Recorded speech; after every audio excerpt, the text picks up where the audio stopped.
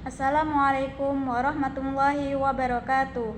Perkenalkan, saya Ulin Nihayah dari Prodi 2 PAIA dengan NIM 231513803. Di sini saya akan menjawab pertanyaan-pertanyaan soal ujian akhir semester dari makalah Filsafat Umum yang diampu oleh Bapak Dr. Amiruddin SPDI MPDI.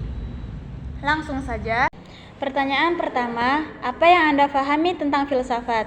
Jadi, filsafat menurut pemahaman saya adalah suatu alat yang bisa membantu kita melihat apakah suatu hal itu benar, baik, dan nyata. Filsafat adalah sebuah ilmu dasar yang berkaitan dengan eksistensi pengetahuan, nilai, akal, pikiran, dan bahasa, dan juga merupakan ilmu umum yang bisa diterapkan dalam kehidupan sehari-hari. Pertanyaan kedua yaitu, mengapa manusia harus berfilsafat dan apa manfaatnya? Pernahkah Anda bertanya dalam hati, apa tujuan hidup ini? Atau mengajukan pertanyaan, mengapa saya ada? Memang agama memberikan jawaban, namun apakah Anda puas dengan jawaban yang diberikan agama?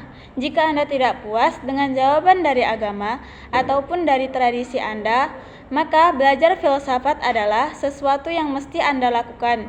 Setidaknya, dengan mempelajari filsafat, Anda bisa menemukan metode yang lebih tepat untuk memahami dan mencoba menjawab pertanyaan-pertanyaan dasar tersebut.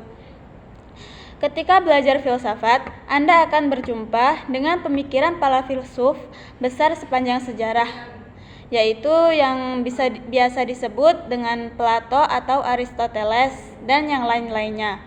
Pemikiran mereka telah membentuk manusia sebagaimana yang kita pahami sekarang ini, dan juga manfaat dari belajar filsafat menurut Asmoro Ahmadi. Dengan mempelajari filsafat, manusia akan dibekali suatu kebijaksanaan yang di dalamnya memuat nilai-nilai kehidupan yang sangat diperlukan oleh manusia. Pertanyaan selanjutnya, bagaimana caranya agar akal kita manusia bisa berpikir filsafat atau filosofis?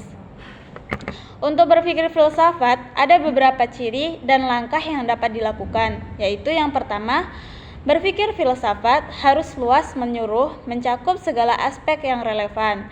Yang kedua, menggunakan akal sehat dan logika untuk memahami dan menjawab persoalan secara kritis. Yang ketiga, mengkritisi segala sesuatu termasuk pengetahuan dan pandangan-pandangan yang ada untuk memperoleh pemahaman yang lebih mendalam.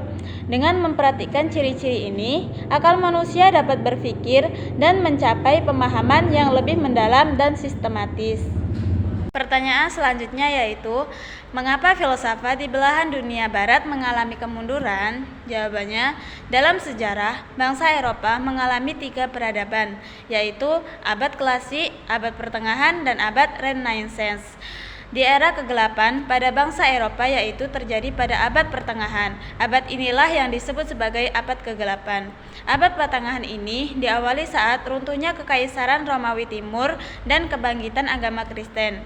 Agama Kristen tampil sebagai kekuatan politik serta emansipasi dari berbagai bangsa di benua Eropa.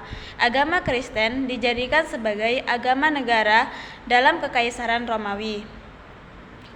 Kekaisaran Romawi, agama Kristen menjadi kekuatan politik dan memperoleh peluang penuh untuk menentukan jalan hidup manusia sebagai individu maupun sebagai warga negara.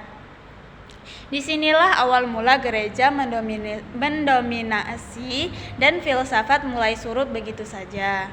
Pertanyaan selanjutnya, mengapa filsafat di belahan dunia timur mengalami kemajuan yang sangat pesat? Yaitu, filsafat di belahan dunia timur mengalami kemajuan yang sangat pesat karena beberapa alasan. Salah satunya yaitu pengaruh filsafat Islam. Filsafat Islam yang berkembang di dunia timur memiliki pengaruh yang signifikan terhadap perkembangan filsafat di wilayah tersebut. Filsafat Islam menggabungkan elemen-elemen dari filsafat Yunani dan Timur yang menyebabkan perkembangan yang pesat dan berbagai bidang termasuk filsafat. Pertanyaan selanjutnya, bagaimana cara dunia barat bisa kembali bangkit dari keterpurukan? Jawabannya, pada jurnal yang berjudul Filsafat Profetik dijelaskan bahwa filsafat barat bangkit dari keterpurukan melalui beberapa periode penting. Renaissance dan Aufklärung. Filsafat Barat mengalami kebangkitan yang diawali dengan Renaissance dan berlanjut dengan Aufklärung. Ini membawa perubahan besar dalam pemikiran Barat, dari Kristen dan skolatisisme menuju humanisme dan pemikiran rasional. Pertanyaan selanjutnya yaitu, apa hikmah atau pelajaran yang bisa kita ambil dari Renaissance dan Aufklärung? Jawabannya, banyak sekali hikmah ataupun pelajaran yang dapat kita ambil dari Renaissance dan Aufklärung. Salah satunya yaitu, Renaissance dan Aufklärung menentang dominasi gereja yang merugikan masyarakat. Mereka memperkenalkan pemikiran kritis dan rasional yang memungkinkan masyarakat untuk berpikir secara bebas, mencari pengetahuan tanpa adanya batasan agama. Soal selanjutnya, jelaskan secara logis dan sistematis bagaimana sesungguhnya kedudukan filsafat dalam Islam, baik dari perspektif yang membolehkan filsafat atau dari perspektif yang tidak membolehkan filsafat. Jawabannya, kedudukan filsafat dalam Islam telah mengalami pasang surut antara pemulihan dan kecaman sejak awal. Perspektif yang membolehkan filsafat, seperti pemulihan filsafat dalam Islam, yang dijelaskan filsafat Yunani telah diterima oleh orang Islam dan dikembangkan oleh para filsuf Islam seperti Al-Kindi, Al-Farabi, Ibnu Sina, dan Ibnu Rushd. Mereka mempertemukan filsafat dengan Islam, menganggap bahwa filsafat adalah ilmu tentang kebenaran dan agama juga adalah ilmu tentang kebenaran. Sedangkan perspektif yang berbeda tidak membolehkan filsafat, seperti kecaman filsafat dalam Islam. Contohnya, sebagian ulama dan ilmuwan berpendapat bahwa Islam dan filsafat berbeda dengan domain yang tidak bisa disatukan. Mereka menganggap filsafat sebagai sesuatu yang tidak sesuai dengan ajaran Islam. Pertanyaan selanjutnya, mengapa manusia sangat penting untuk menjaga kualitas akal dan hati? Manusia sangat penting untuk menjaga kualitas akal dan hati karena kedua komponen ini memiliki peran yang penting dalam menentukan perilaku dan keberhasilan hidup. Akal yang merupakan aspek rasionalitas membantu manusia membuat keputusan yang rasional dan berpikir secara logis. Dan hati yang merupakan aspek emosional membantu manusia mengarahkan perilaku mereka ke arah kebaikan dan menjaga kesucian jiwa. Kedua aspek ini harus digunakan secara seimbang untuk mencapai kebaikan dan kesempurnaan hidup. Jika hanya menggunakan akal, manusia dapat mengabaikan hati nurani yang dapat menyebabkan perilaku yang tidak adil atau tidak jujur. Sebaliknya, jika hanya menggunakan hati, manusia dapat mengabaikan rasionalitas yang dapat menyebabkan perilaku yang tidak rasional.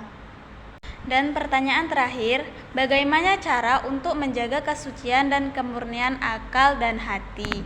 Jawabannya, untuk menjaga kesucian akal dan hati bisa dilakukan dengan menghindari kejahatan dan hal-hal yang dilarang dalam agama, merasakan kehadiran Allah.